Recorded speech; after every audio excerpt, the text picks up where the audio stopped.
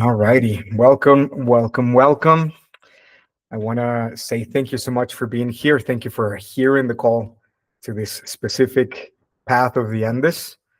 I want to begin by saying that this is very different, right? At the same time, it's not for everyone. And you'll see within the first couple of sessions if this is actually something that you want to continue pursuing, because this is a lot more in depth and profound than your conceptual teaching courses where you learn about how to move energy. You learn about shamanism in almost like from like a study course where you go in and read about different things, right? It's not that those courses don't offer you some value. Everything does. If you can appreciate the meanings of it, it's really important to know what the values are. But what we're going to do here in this Andean shamanism is something completely different that I'm very, very sure that you have never experienced, right? And you say like, well, you don't know me. No, I know that this right here is something very specific. And over the past 13 years, I've met Buddhist monks. I've met gurus.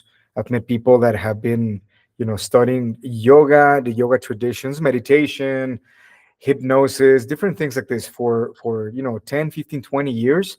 And when they find this is, many times it can be mind boggling, right? Because of the level of pragmatism, that's one thing, but also how much it requires you. If you start to put a step into this path, how much it'll require you to become implicated in the changes, right? You're going to receive a lot of wisdom and principles and the codes that have to do with the operation of not just yourself, right? Not just everything that pertains to you, but the cosmos in itself. And the purpose of this is the end of conflict. This first module of Andean shamanism is called Pacha Turruna. And I'm going to explain the different thresholds that Pacha Turruna is. But before I start with any of this, I want to again welcome you to this path. I'm going to introduce myself a little bit for those of you guys who've seen me once or twice, or maybe have never seen me. And my name is Andres Yael Villa. I am 42 years old.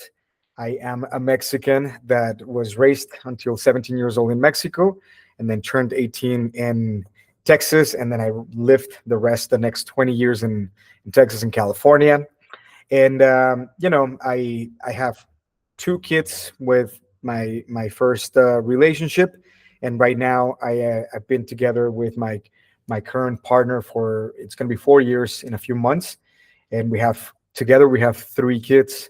My daughter Sarah, she's 10. She's a beautiful Virgo, and she's the grounded aspect of the house. Then it's Andre, my middle son, which is my partner's kid. He is amazing, bubbly, laughter-filled cancer little person. He's amazing. And then my oldest son, he's 13 years old. His name is Andres Gabriel. And, it's five of us here, right? And that's my family. This is actually the most important thing for me. I consider myself, before a shaman, before a priest, before anything else, hypnosis teacher, whatever, any of the other things, whether it is university titles or work titles, general manager for dealerships, any of that stuff. I consider myself first and foremost a family man. I'm a family guy. I do say, and it's, as cliche as it sounds, pretty much everything that I do is to reinvest it in my family. Right? Whatever little bit I get out of it, whether it is in personal growth or financial gains, whatever it is, it's for my family. And so it's the main thing, my main engine. But also how I got to that point, it's because I grew up in a broken family. My family, my mom and my dad were 17 and 18 years old when they had me. So they were kids, right? Teenage kids, like super, at the peak of their puberty, with the hormone at 100%. And so they meet, they like each other, and then they start to become interested, etc. They had me, and then my dad didn't want to take care of the relationship. He didn't actually want to be a father. He was scared. He didn't know what it meant. And my grandpa, my mom's dad, he went with a gun and sat in front of my dad and say, "You're gonna do right by what you did, right? You're gonna take responsibility for my daughter and for that kid, and you're gonna be a man of good. Otherwise, you're not gonna be in the picture at all, right?" And so with threats, this and that, he accepted. Thank God he accepted, right? And long story short, they were kids. They didn't know what they were doing. My dad grew up. He's the grandson, the direct grandson of a revolution hero from Mexico. His name is Pancho Villa, and when he was growing up, his dad, Villa's son, my grandpa, he actually was very violent, and he had a separate family in Mexico City, and my dad and his new family lived in Chihuahua. And so, long story short, my grandpa was very, very violent because he was feeling guilty for the other family. And he was like in a consistent state of, and plus, you were talking about the 60s, it's a lot more rigid, especially because my grandpa was in politics. So it's like very military type of thinking, very yes or no, lack of empathy, etc. But he was very violent. So my grandpa abandons them when my dad is about 8 years old or so. A few years later, like a year and a half later, my grandmother dies, so he becomes an orphan. And so he had to push everything down, right? He had to disassociate from the pain of an abusive father and who ends up abandoning them. And then the pain of losing a mother, which is the only emotional safe haven that he could count on. So he turns into this alter ego. And so when he's 17, 18 years old and he has me, he doesn't know how to be a father, right? And so he also has desires to give us more than what he had. So he goes into the cartel. And at a very early age, when he's 18, 19 years old, he goes deep into the cartel and he makes a name for himself. But now he's got power in a lot of unreconciled trauma and a disassociated type of personality. And to summarize all of that context, my childhood was filled with a ton of violence, bare knuckle punches when I was like 5, 6, 7 years old. I have memories of him throwing me down 3 flights of stairs, giving me the belt countless times. The other day I was doing an in-depth meditation. I was reflecting about, I feel like I'm pretty reconciled, with all of that, because I've done, hundreds of ayahuascas and bufos and a ton of hypnosis, a ton of inner work with therapy of different kinds. I mean, you name it. I've done a lot of rituals, traveled different places, done a lot of different practices to be able to align and heal those aspects of myself, right? That violence, that anger, that wrath that had, you know, slowly turned into a monster when I for the later years, which I'll get in a second. And so he actually, when I was reflecting about all of this, he actually, over 120, 130 times, I experienced physical abuse to varying degrees. Sometimes it was just like slaps. Sometimes it was just like yelling, like in front of people, calling me, "You're a worthless piece of shit," humiliating me in front of people, hitting me. And obviously, that this is something that is painful for him, right? At some level, he has an aspect of love that it is maybe minuscule towards it when you compare to the narcissism and psychopathy, but there's still something. He's ashamed because of that love. He's ashamed of what he's done. So nowadays, if I speak to him about any of that, he's like, "That never happened." He gets like all aggressive about it. It's a sore spot for him. So I've learned to see him for the little child that he was at 8 years old that never got to mature, right? But without getting too far into how I was able to reconcile from there, when I was like 17 years old, I got out of my house because I couldn't. We were about to kill each other, right? And he's much bigger than me, so he was probably gonna end up killing me. Although I was not gonna go out without a fight, I said, like, you know what, I'm out of here. And so I went with an uncle to study in Texas, and I studied business administration with accounting. I have I started actually going for pre-med, and I was great at medicine. I love all of the biologies, organic chemistry. It was a passion. I didn't need to put too much effort, and everything was like straight A. This is something that it was passion for me, like understanding how everything works, and also the ideal of that serving a purpose of helping people, of becoming a sort of medicine doctor. I remember I wanted to be either a cardiologist or a neurologist. And so I later on, my uncle said, "You know what? we are not going to pay for med school. We can, we have a lot of businesses, the family businesses. So we have a lot of businesses. You can, if you want, we'll pay for business school so that you can administer everything. And pretty bummed out, I said yes. I was about to finish. I had 1 or 2 semesters to go. I had like I think it's like 12, 14 credits to finish, but it wasn't really my passion, so I left. And so I followed my mom and my dad got divorced when I was like 10 years old, following a family pattern. When my dad loses his mom at 10 years old, my mom and my dad get divorced. She goes to live in California, and I follow her. And so I follow her with the mother of my children. We go together. We start living in San Mateo in the Bay Area. And I start working for the first time. I am 20, 21 years old and living on my own. And so I get into Starbucks, into Jamba Juice. I go into Sprint, into Verizon, selling insurance, a lot of different things that I was doing back then. Was like the beginning of self sustainability, right, and autonomy, sovereignty. And so then I got into sales, and it started with selling cell phones and then selling cars, and then I found a career in the car business, and I started working for Toyota, managing the internet department. I was a manager for 15 salespeople, or like a supervisor, but it was the title, right, as an internet manager. And um, and then from there I went into VW and got a promotion, and then I went into Mercedes, and so it was good, right? At the end, I was managing 3 franchises: a Nissan, Ford, and a Chevy.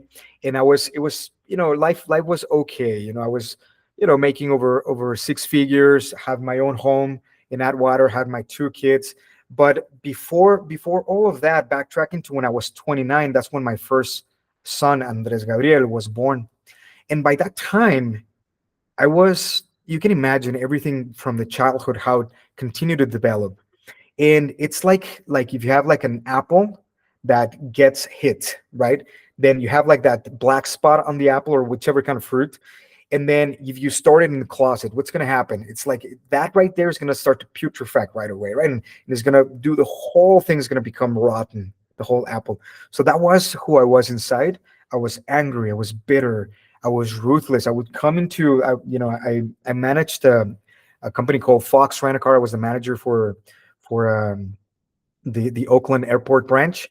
And when I got hired, I fired 25 people like all at once, like you because of this, you because of that. Like I didn't give a crap about negotiating, about being, I was like a dictator. I was like ruthless, fearless, and I didn't have any, guilt or shame about, being so black and white, right? And had like high standards that it was incoherent really with who I felt.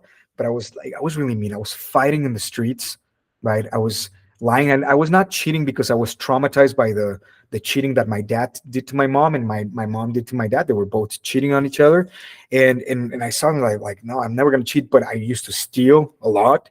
I used to lie consistently every day. I was a liar. There was a lot of different, personality flaws that I was okay with, right? I was okay with being, you know, having lack of integrity, of not having an ounce of integrity. I was okay. I didn't know any better. I didn't know that there was anything else. But when my son Andres was being born, in that moment when he was coming out of my ex-partner's womb and he's being delivered, he's comes into the world, into this, huge dangerous world that I felt like. And I see this aspect of innocence and purity and fragility, which was divine. It's something that I saw, and it was like, there's really nothing more special and divine than this. And so I was in shock. I remember the doctor telling me, "Dad, you want to cut the umbilical cord?" But I was like with my hands in my mouth, and I was like in a state of shock. And I don't remember ever, even on the hard hits, being a kid, like with really, really bad, being hit with like VHS tapes and, you know, like jars, big jars being thrown at me with like water and flowers at the same time. There's all sorts of things that none of that got me into a state of shock. Like that was the first time that I felt shock in my life. And in that moment, I got this deep profound sense of fear. I was completely paralyzed by that fear. I couldn't move. I couldn't respond to the doctor. And stumbling, stunned with that same fear, I'd make my way out of the delivery room because I couldn't hold it inside, and I didn't want to be contagious. I didn't want to affect and infect with that fear, my partner at the time and my son, right? Which was, so I walked out of the delivery room, and my mom and my dad, who haven't seen themselves in 15, 20 years, they came in together for the first time to meet their new grandson, right? So I walk out of the delivery room and I'm bawling and I'm crying and I'm trying to hold it together, but that they see me is like, and then they got panicked, right? It's like, what happened? He's like, are they okay? And I'm like, yeah, like my voice was cracking, and so they come and I said, like, I'm gonna fuck this up. I'm gonna destroy this. I don't know how to be a father. And it was a very, I get just reliving that gets me so emotional because it was one of those points in your life that changes everything. And my dad is like, oh, it's okay, don't worry about it, everything's gonna be okay, look at you, you're okay. It's like no, I'm not okay, that's why I'm crying right now. I don't have it together to be a father right now, right? And my mom understood, she stayed quiet, and finally my dad became quiet, and I was able to sob and to cry. I felt this deep sense of impotence, right? I didn't know what to do. And so they hugged me, but they started crying also because they understood my pain, because they lived it when they were kids, when they were 17 and 18 years old. So they could recognize their own pattern now being active in me, their own mistakes being active in me. And they stayed quiet. But in that moment, hugging my mom and my dad, I remember I did a prayer. And the prayer was, I know I stopped believing in you when I was 11 years old, when my dad and my mom separated, but they're here again together. And so I want to ask you, if you really exist, I need your help now. This was a prayer to heaven. This was a prayer to the divine.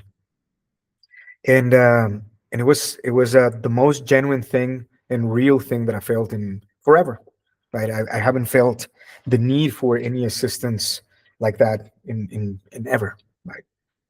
And that was it. That was it. A few weeks later, a cousin sends me a text, right? And it said, the text said something like this: you cannot escape the loss of electromagnet. No, that you cannot escape the loss of cause and effect as much as you cannot escape the loss of electromagnetism in your world. And I'm like, oh, this sounds pretty deep. And I was like cocky, and I was, full of shit back then. And so I read this, and I remember seeing it, and I'm like, I copy pasted into Google because there was no ChatGPT back then. And then I'm like, what is this from? And it's like 9 letters of Christ. So without reading the 9 letters or doing any research or anything, I replied to, it's like, this is from the 9 letters, right? Like, yeah, I know it all. And he's like, did you read them? And I'm like, it's like, yeah, but this is not practical. This is, there's no grounded understanding of what. And he, instead of getting poked by my rejection, he basically is like, yeah, they're not practical. And that's how he left it. And that actually poked me. It's like, really, you're not affected by what I'm saying? So then I started reading those, the 9 letters of Christ. And that was the awakening. Something happened to me in that moment. I stopped feeling hungry. And for the next 30 days, I stopped eating. I was drinking juice, a little bit of green juice, but no solids. And I started going through a process. I was reading this material for daily, for like 30 days daily. And it was like 4 or 5 hours of reading it. But every time that I would read it, something would happen inside, right? The material is very powerful. I'll share this with you as we progress along. We're going to read a few things from it so that you can, see if it resonates or not. And remember that the shamanic initiation is an alchemy of, first and foremost, the basis and the foundations is Andean cosmology. But we also have a little bit of Buddhism, a little bit of Hinduism, Christ consciousness, all in synchronicity, right? And we put it together with neuro-linguistic programming, so that anything that actually is purposefully helping you with a purpose of ascending, with a purpose of healing inner aspects that provides you with more freedom, then you can anchor them well in your subconscious mind, right? So we're going to get to reprogram that little by little with rituals and a lot of understanding. So then I started going into this fasting process.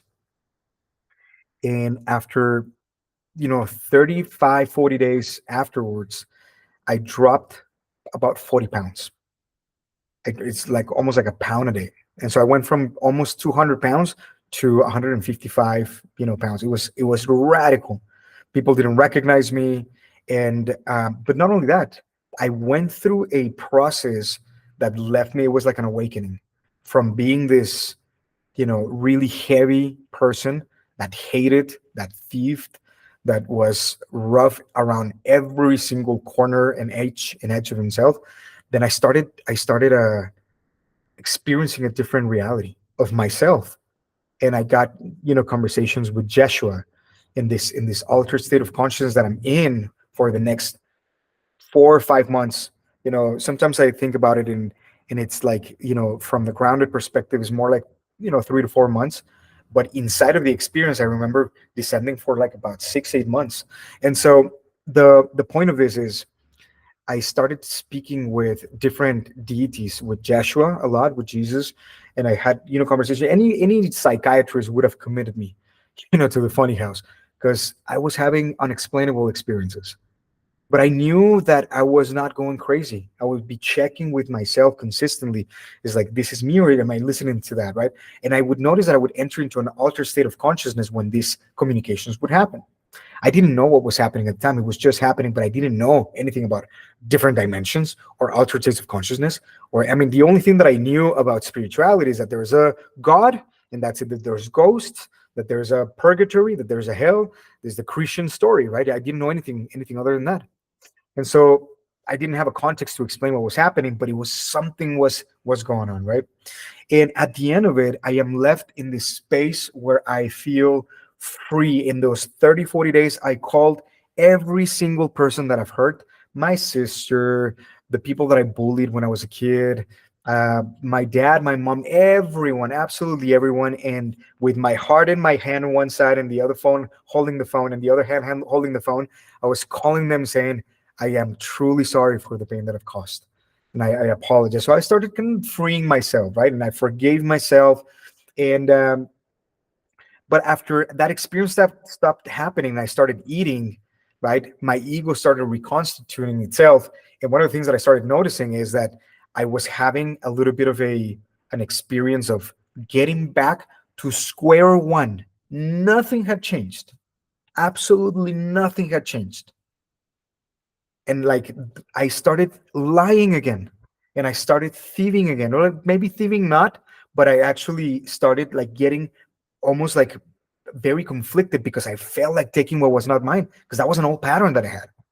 So this was what I experienced, was a glimpse, like a upliftment, to be able to realize that there's a different way of existing, and that there is a connectivity, and that there's a pathway, there's a specific purpose to everyone, that there is an altered state of existence, which has nothing to do with the egoic, programming from the past. That is something that can tap into the present moment in such a new way, that is renewing again every aspect of yourselves. I became youthful again from 29 years old that I was at the time. I looked maybe like about 20, 18 to 20 years. Like I rejuvenated a lot, a lot, a lot, a lot. And so I go back to square one, and I'm feeling angry again. And people starts to cut me off, when in the first, 3 months of this experience, it was, everything was synchronicity. Every single traffic light was green. People were letting me pass by. I remember there was one time where I ran out of gas in my Prius, and I was in Redwood City, by Whipple, and right there by 101. And then I actually get out of the car, and I don't have my wallet. And then I'm like, and it is like already like beeping that it's like you're 0 miles, like the gas meter is electric. It's like you're on 0. And I'm like, I have to get home back to Sunnyvale. I'm not sure I'm gonna make it. And then I'm like scratching, and then someone approaches, is like, here you go. I didn't ask $20 for your gas. And I'm like, I don't have such a shitty car that people can feel such compassion for me. Things like this were happening all the time. there was a time where, because I started my own business, my own cleaning business, I didn't want to continue in the car business. And then one of the things that happened is that when I left the car business, I started my own janitorial company, and I hired a few ladies and things like that. There was a point at the beginning, like in every business, I dumped every resource that I had. I bought a van, I bought aprons, floor polishers, scrubbers, the whole thing, right? And mops, and you name it. I had a whole thing going on. And I it was like about a month and a half that we were actually fasting, not because we wanted to, but because we didn't have money. Obviously, my son Andres never missed any formula. He always was well stocked because of gifts, because whatever little thing that we had was priority. And but we sometimes we went like a couple of days with no eating, right?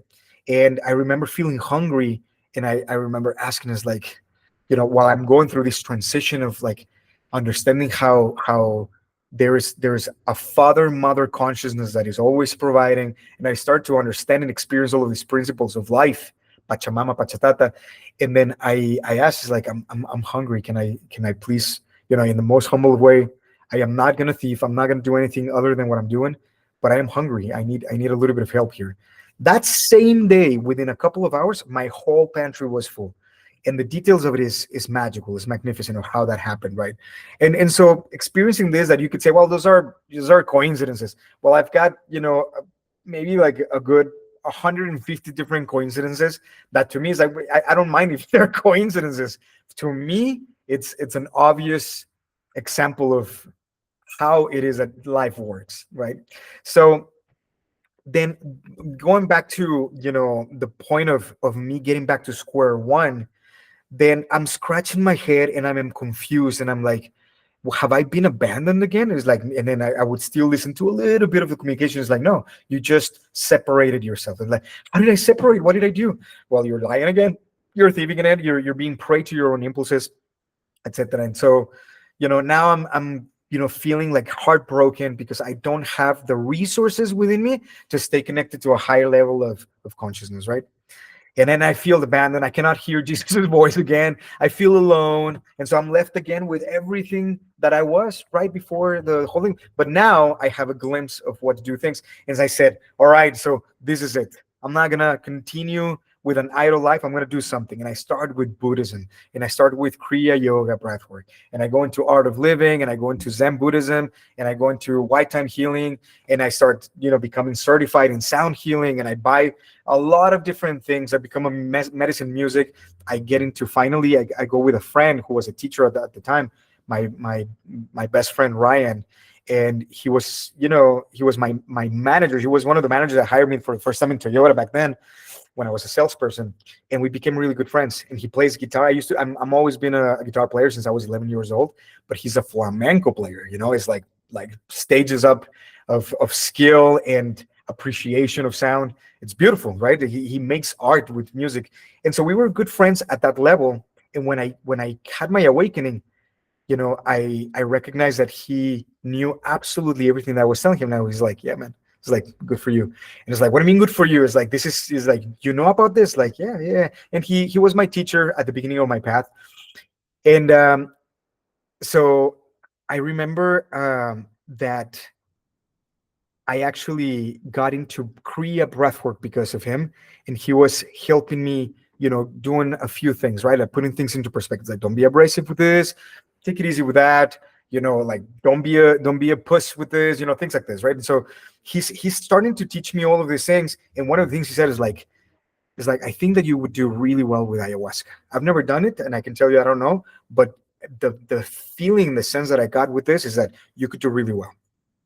And I'm like, I'm in, because I'm doing silence courses, I'm doing fasting again. I did another 30-day fast on my own by pure will. And then I was coming back, I was experiencing, right, like heights of awareness and enlightenment again, but then back to square one. Like, things were actually, all of those experiences were not changing anything. Not the fasting, not the Kriya, not the yoga, not the sound healing, not the chakra kundalini work, none of that. Not the hypnosis. I was going to hypnosis weekly, and it was not changing. And so he says, like, this is one of the things that I've heard that is the most powerful things that are out there. Maybe you could do something good with this. And I'm like, poof. He said the word ayahuasca, and I'm like, like there's something with this. And so I went to my first retreat in downtown San Jose, in the middle of downtown, in the basement of a big building, the worst type of environment and thing like you can think of. It was relatively good. The medicine was real. The medicine was good. And so I have this experience, and I'm like, okay. And because it took me deep down into the incoherence of the shadow, I could see the grid of my ego and how it would react to different things. I had a deeper awakening, but now it was bringing me my awareness. It was not going high, it was going low. And it felt like now I could do something about it, but I didn't know how to navigate that, right? And I did this for 3 years, and I did maybe like another 3 or 4 ceremonies with people. But then the first pseudo shaman lady, that she's like a shaman of title, right? But I could feel like a lot of incoherence and a lot of roughness and things like that. That I said, like, maybe that's not the right one. And then I went with another one, and it's like full of BS, a lot of conjectures, like, you have to become a cosmic dolphin type of thing. And I'm like, what are you talking about, man? It's like, I want to heal what's inside. I don't want to go outside. And so I went with another one and another one. And I'm like, I think I just have to take the medicine on my own, right? And it wasn't that there was nothing out there, but I was not finding it. And I'm like, I am in deep need for something real. So then I went deep into the space, into the silence. And for 3 years, I learned how to brew the medicine. I went with courses with a Shipibo maestro, with a Colombian Taita, and I learned about pH levels and about how to sing to the plants, how to consecrate, how to do the brewing. 3 days of brewing in the middle of solstices, full moons, etc. And I went through all of that, and I was drinking, 2, sometimes 3 times per month, with Ricardo, one of my best friends, Ricardo, with Manuel, who's you guys are going to meet in the path, and with Ryan, and just like friends and family, we were getting together and having a lot of introspection. It was deep and it was visionary, but it was always introspection, right? It was always inside. And I was having this deep and deeper and progressively more profound experiences. And after 3 years, I'm like, I'm depressed. I enter into a state of depression because I got disappointed that still nothing was changing. Nothing was changing. I would get out of ayahuasca experiences, and I was like snappy and reactive and mean, sometimes very mean towards my partner, sometimes towards my kids. And that would break my heart. And that pain, it just brought me into this state of depression that lasted for like about 3, 6 months. And inside of it, I was about to lose my house because I was not working. I didn't want to do anything. And I was just like, what the fuck? It's like nothing's happening. Why? What's the problem with me? What am I doing wrong? And so, you know, it was disappointment at its deepest, and I didn't know what to do with it. And so then one of the things that I did in that moment is I actually made a prayer, and I said, I need help again. I'm directing myself to that, and I said, I need help, please. I need a little bit of assistance. I don't know what I need, but I know that I have faith in you because I've seen those stages of coherence that lasted for months, where I was not experiencing an ounce of heaviness, right? Of deep sorrow or regret or anger towards my past or any of that. I was there. I know that it exists. I need help, please. And that's when this path that I want to share with you guys, that you guys have resonated with, this is the path that come to my life. Out of all of that, right? Does this mean that this is the only path? No, of course. You can go the Buddhist way. It's beautiful. You'll stare into the wall or do walking meditation and stuff like that. This is way more dynamic. This is more active. I did all of that, right? The Kriya paths, if you go into a real lineage of Adi Shankaracharya and you start to learn the Vedas, you start to learn the Gitas, and you follow the practices and you're devoted, it's beautiful. But for people that have had some deeper trauma, it's different. There's a different thing. And so then what is this, right? What is this path of Andean cosmology? So then my next teacher appeared in my life. His name is Shava. He's from the same town, but we meet in California. He's from the same town. We've never met in Chihuahua, but we met in California through a different friend. and he introduced me to Andean cosmology, to the Quero lineage. So, to give you a little bit of context of what this is in the Andes Mountains back then in the 1500s, before the conquest, there was the Inca Empire, right?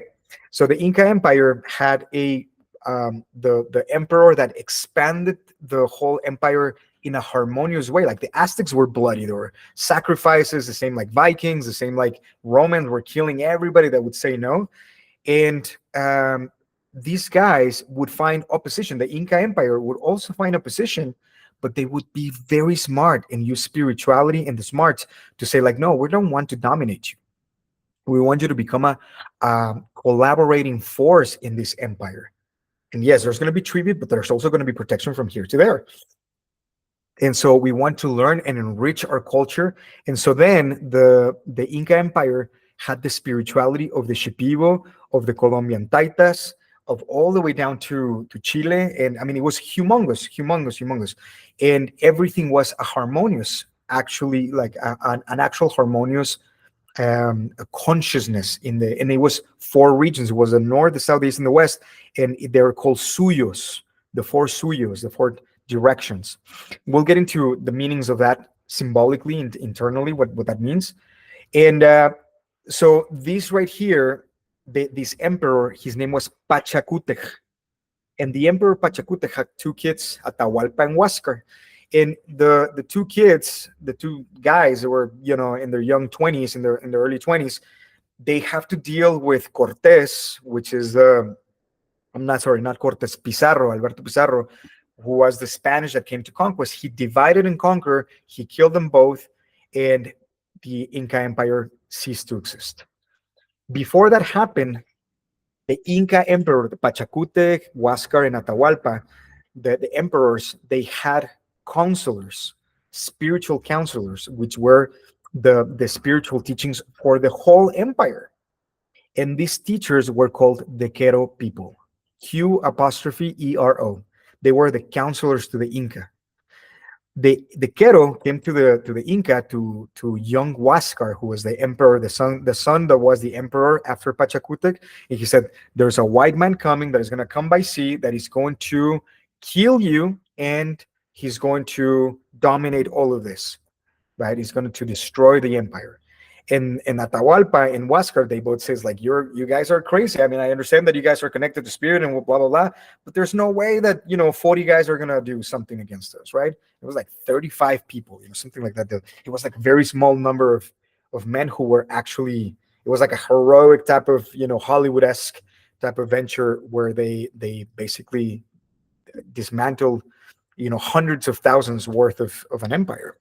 And so they said, the Quero said, like, okay, we understand that this is your path, this is your life path, we respect it, and see you later. And so they basically absented themselves and they went into the Paucar Tambor regions. The lineage that we work with from the Quero is called the Paucar lineage. And so the Paucar lineage is in the Paucar Tambor regions, which is south of Cusco, into the mountains of the Andes. It's a 3-day walking pilgrimage because there's no roads to get there. And so the Spanish were never able to reach them. And until 1950, they kept their lifestyle pristine. They would still walk half a mile to go get water for cooking. This is the type of lifestyle. They don't have electricity until very recently, until the past couple of years, they started to get electricity and things like that. But it's still affecting their traditional way of life that has been like that for 5,000 years. They still live in the same type of homes from 5,000 years ago when the cosmology began. And so this is a to give you a little bit of anthropological context. And so the lineage that we're working with is that one which was never indoctrinated, never really lost an ounce of the oral tradition of all of the allegory and stories about what is Pachamama, what is Pachatata, what is humanity, who are our star brothers and sisters who came and seeded the genetic of humanity. How is it that we are constructed and what for? How do we fit in the whole scale of existence? This is what Andean cosmology is, and it has many principles. The main things that we're going to see in this 9 months, there's 7 main Andean codes. The first one's called Kausai. Number 2 is Anya, Munai, Yankai, Yachai, Aini, and Kausai Pacha. We're going to see 6 of this. Causa y Pacha is all of module 2 because Causa y Pacha is fourth dimension. So module 1, what we're doing right here, right now, is recovering all of our personal power. When we recover a lot of our power from family structures, from we're going to recover it from the paradigms, from conflicts with society, with ideas, with conflicts with different people, right? When we learn how to center ourselves, when we learn to do a pukurikui, which is I am grounded and centered in this moment, in reference to my north, which means my spirituality, to my south, that means my body, my ancestry, east, which is the realm of ideas, west, it's a very, very comprehensive means of relating to existence into all directions, all elements, ancestors, apus, which are the great mountains that are the guides, the intelligence points of Mother Earth, or the apus. And so we're gonna learn many different things that I want to share just a few of these with you, right? Now that I've given you a little bit of who I am, right? So that you either love me or hate me, doesn't matter, or something in between is fine. It's I want to share about what this is going to entail, and I have about 10 more minutes. I'm pretty sure we can make it happen, and we'll open it up for questions, and then we'll move forward for the next class. The the first thing that we're going to do is next session we're going to talk about logistics, the Andean tradition in itself, and what are some of the course these 9-month course rules, these initiation rules. There's inner rules for yourself. These are uku rules, and then there's hawa rules, which are external. It's externalized action for within yourself and for outside. The next session that we're going to do is we're going to understand what is the purpose of this course. What is the why of this initiation, specifically for you in your life, and how this actually implicates progression of the world itself, right? Understanding also what is your purpose. The class after, we're going to talk about finding your own purpose. What is the state of the collective and your purpose with that, right? There's going to be some ritual requirements. We're going to understand the fabric, the mechanisms, the mechanics of ritual, because we're going to be doing a lot of rituals are the rites of passage for you to be able to open up parts of your consciousness and your awareness so that you can start to live at a different level, right? So this is a growth that is from within, from the inside out. And the rituals are very organic. You don't have to pray to any deities like in African traditions. You don't have to submit yourself to any type of elements. No, it is just relationship in balance. These rituals are all about that, relationships in balance. We're going to talk about the 3 main basic principles of neurolinguistics, because all throughout we're going to be understanding what is it that we are speaking about. The spoken word is one of the easiest and most powerful things that we can learn to use to be able to program the subconscious. Neural linguistic programming, right? So you're going to program your neurology through linguistics, but it's got to be a specific type of linguistics. We have to understand subconscious commands and different things like that. We're going to learn how to use the mind properly, which the mind, it is the command center. It is the most important aspect, and it has many different layers, as unconscious, subconscious, conscious, superconscious. There's 4 different aspects to the mind. Within the conscious mind and the subconscious mind also, you have emotion, memory, you have analytics, you have different types of mood. There's a lot of different things that we're going to explore within the mind in itself, right? And so that's where neurolinguistic is going to help us make right use of the mind, so that we can start to tap into what Andean cosmology calls as Ayin Yuyai, which is the right use of the mind. Then we're going to continue moving, and we're going to start to tap into formative years. We have years of 7. We have cycles of 7 years. Year 1 is root and root. Year 2 is root and sacral. Root and sacral, root and Cosco, which is your solar plexus, root and heart, root and throat, root. And the first 7 years have to do with safety, and is the formation of your identity.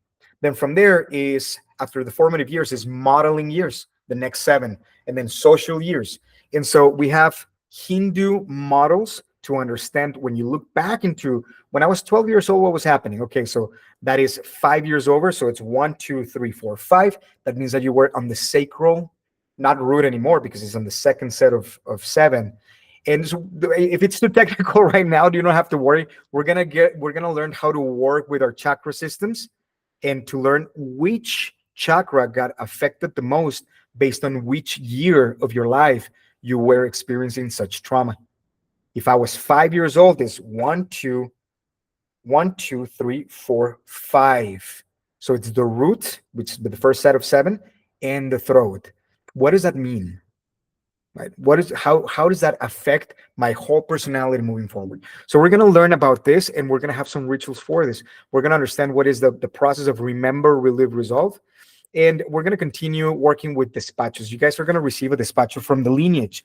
You guys are going to meet Don Jose or Don Sebastian, who's going to come and do a kuti despacho, so that if you have any ancestral family, I don't want to call it curses, but if you have any type of blockages that are super super intense, for example, in my life, right, I'm the descendancy of I'm a descendant of Pancho Villa, who was a hero and at the same time he was a murderer, right? So there's inside of my genetics, there's in all of my family, my sisters, my uncles, everybody has a deep impulse of justice and at the same time of ruthless freaking f you if you're, you know, crossing a line, if you're betraying me, if you're doing something like that, is like you deserve to die, almost like that, right?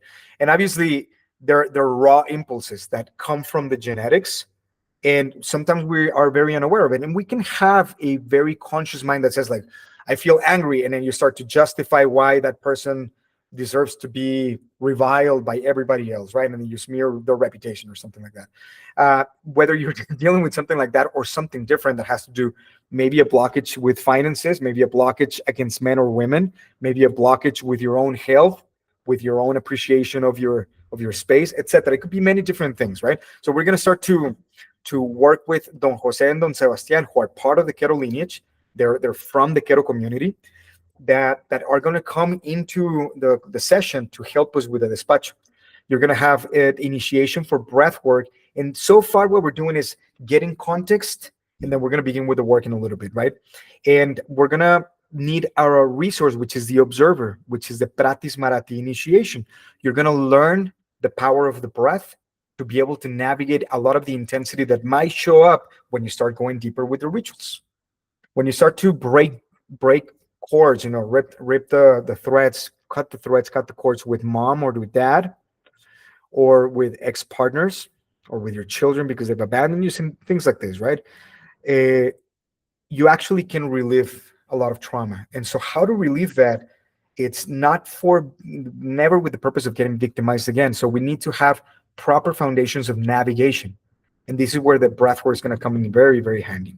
We're going to talk about nutrition, about feeling a sense of abundance from within, that it's sprouting out, and rituals for the collective mind. From there, we're going to begin to speak about the no kankani, the I am consciousness, how to claim that, and what does it mean? What is that frequency? What is the vibration? What are some of the expectations that you have from that, or the conceptualizations that you have about that, so that we can clear them out and we start to be neutral with how does it feel for it to flow, all right? So that we can be present with the experience of it.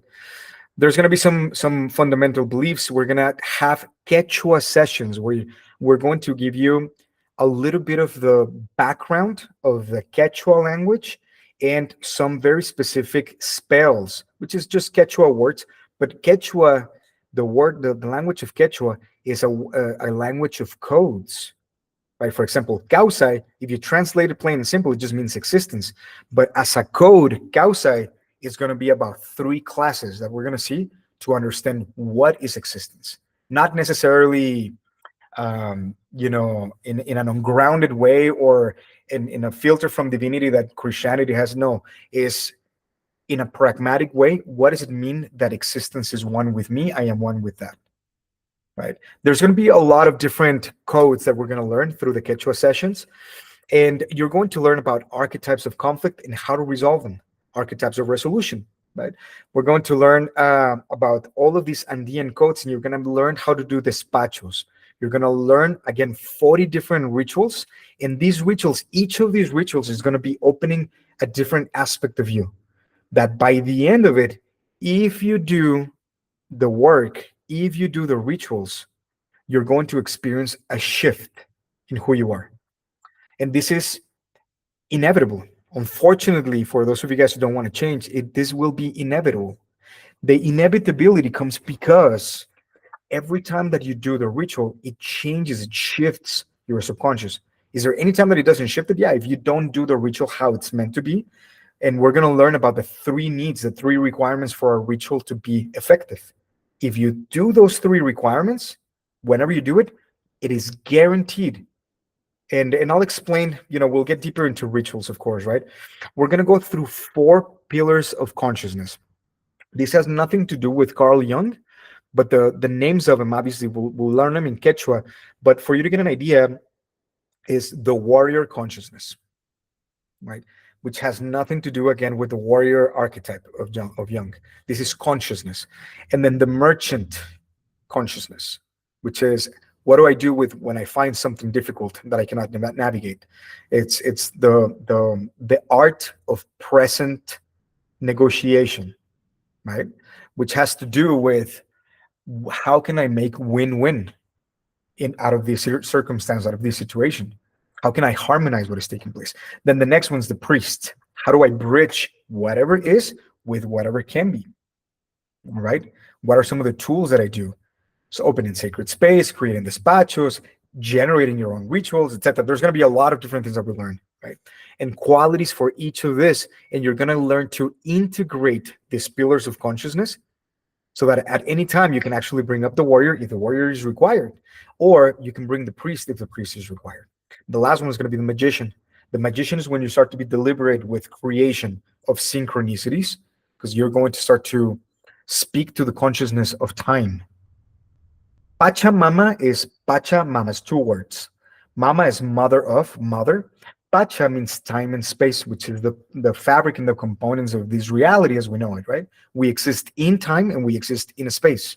So when we start to get to the magician, after we have recovered most of our power, then what's going to happen is you're going to have a communication with the consciousness of time. Time in itself is alive. And so when you start to talk to time, you can start to synchronize, create synchronicities of time for different timelines for people. You can put those together in specific ways, always with purpose, always intentionally productive for the ascension of everyone involved. And so it is a harmonizing, powerful force that you're going to start to step into, a state of consciousness of harmonizing. And we're going to continue. I mean, I'm just halfway through through everything that we're going to see. There's a lot, guys, a lot of material. And even though there's 75 sessions, it's going to be between 74 and 78 sessions. All of it is complementary for the way that you exist in this moment, in this present moment. So as you start to go through the sessions, there's going to be rituals, there's going to be homeworks, there's going to be assignments, you're going to have accountability partners, but then also in between Vianney, Grecia, obviously myself, and then Catherine, and then also Adriana, we're going to be there to help you guys. We're going to be there for whenever you need assistance catching up, whenever you need assistance with a ritual. If one of the rituals starts to evoke a deep heaviness within you because it taps into a trauma and some part of the shadow that needs reconciliation, what do I do? You're not going to be left alone. We're right here with you because we know how difficult this can be. Especially, it's like you're going into a dark room. The analogy for this is you're going into a dark room and you're walking and it's completely dark. There's no sense of direction. You don't know if there's a wall a feet away or 15 feet away. You don't know where the windows are. You don't know where the beds or the furniture is. You don't know where anything is, right? So you're walking in dark. And so for this, we need a methodology. What do I do in this dark space? How do I navigate? At the beginning, we're going to help you, right? On module 2, you're meant to walk on your own, right? Of course, we're there to tell you how we did it, but you still have to walk it and you have to find your own way of walking, how to pace. And this is something that you learn as if you were learning how to walk in for the first time in your life, right? Which is by trial and error. A lot of the times, how do I find balance, right? How do I not get swinged or moved out of my own centeredness by different negative things or positive things sometimes, right? Because we have a tendency to, romanticize love and light. It's so beautiful. Of course it is, right? Is the essence. But conceptually, we romanticize it because I don't want to feel any of that. You find many people that say like, I've done all of my shadow work. Yes, I hate my ex-husband, but I've done all of my shadow work, or some stuff like this, right? It's like, no, there's still work to do. That's not real freedom. What we're really talking about here is a coherent understanding of what it means to have a peaceful heart, an awakened, intelligent mind that can be at the service not just of yourself for deeper growth consistently, but you become a harmonizing force of all of your universe, all of your environments, your relationships. You become a harmonizing force for your family, for your lineages, right? So it's a beautiful path. And I passed 3 minutes. I want to thank you again for stepping into this course. This is a moment where we open it up for questions. Oh, I see that some more people joined in. Any questions, guys, about this? Any questions about requirements, time commitments, anything else? I have a question. Yes. Let's say we get like a fraction of the way through, something happens in life, we can't complete. Would we be able to pick up where we left off on the next opportunity, or how would that work? Yeah, I mean, the first thing is it's really important to understand that there's patterns in our life of interruption, right? And so something happens when I have resonated with something and I said yes to it, and then something happens that moves my yes into something else. And so it feels like life can have sometimes so much power over us that that moves us into different directions, right? These patterns have to do with masculine or feminine nature within us, right? Not knowing how to finish things, not knowing how to stay consistent with things. So before you completely opt out because of some life experience or some life requirement from you, will help you navigate through it so that you can stay the course and finish the whole through. If for whatever reason, say for example, you're like, I I am gonna go live in a village in Africa where there is no internet and I'm not gonna see anybody for 3 or 6 months, and one of those, which rarely happens, but if something like that was to happen, yes, no problem. Up to where you up to where you left off, that would be respected for the next time around. For the next time around, right? We'll help you catch up. We'll help you navigate. We'll help you deal. Whether it is financial, we'll help you. If it's emotional, we'll help you. Right? This is our commitment to everybody that resonates with this path, because we understand that it is not about, right. It's not about just, oh, you can do it. Well, it's up to you. This is not coming from a savior part of us. We're actually understand that at the beginning stages of doing like this type of work, we're forging something new within our consciousness, which is a deeper sense of commitment to ourselves, right? You're not committing to me. You're not committing to Adriana or Catherine or anybody else. You're committing to yourself for something new. And so it takes a different route, right? It takes different resources from within us that a lot of the times we don't know how to tap into. Because that's why we're here. And so to answer your question, just plain and simple, yes, we'll always help you. And worst comes to worst, we're still here. No worries. Does that answer, Ashley? It does. Thank you. Thank you. And then I had another question. I think it was Dave. Question about time commitments. If we can't attend the specific meeting time, can we complete our works as synchronous? Yes. So everything's going to be recorded. This one's recorded already, and you're going to have it in your portal. Give me 1 second, please. Por eso te puedes meter a módulo 2, por favor. Módulo 2. ¿Te puedes meter a módulo 2? Sorry, it's module 2 starting right now. And so we're going to, the way that it happens is everything's recorded, and you're going to give, next session, we're going to learn how to access that. We're going to give you access right now. You already have it, by the way. When you go to the website, or you can download the Spaces app from Wix. You go on your Google Apps, App Market or whatever. And so you go in it and you look for Spaces, that the app called Spaces by Wix. You look for Sacred Pachamama Community. There's like 680 members. When you see the 630, 680 members, that's the one. You log in, you register, you're accepted, and then you go to your programs. That's one way on the app. or you can log in into the website. At the top right corner, there's login. You log in with your Gmail, and you go again on there. Once you're logged in, you click again on the top left corner where the icon of your image is. You go to my programs, and then you're going to see the Shamanic initiation program. When you log in there, you can find the login links. You're going to find pretty much everything. You're going to find all of the details over there. And so you can see all of the recordings over there. If you start to fall behind, there's always going to be someone calling you to see, if you need assistance to catch up, if you want to make a meeting to review some of the materials, because we understand that if you don't attend live, you don't get to ask live questions, right? So as you're seeing the video, the only thing that we ask is if you see it on your own time is write down anything that doesn't make sense that you don't get the chance to ask in the class, so that we can talk over, whether it is on the WhatsApp, in the WhatsApp group, or we can connect over phone or over video, 10-15 minutes just to sort out a specific question about the cosmology teaching. Does that make sense, David? Yes, thank you. Thank you, brother. Any other comments or questions? Alberto, Lauren, Pia and Grecia already know this. So any other comments or questions, guys?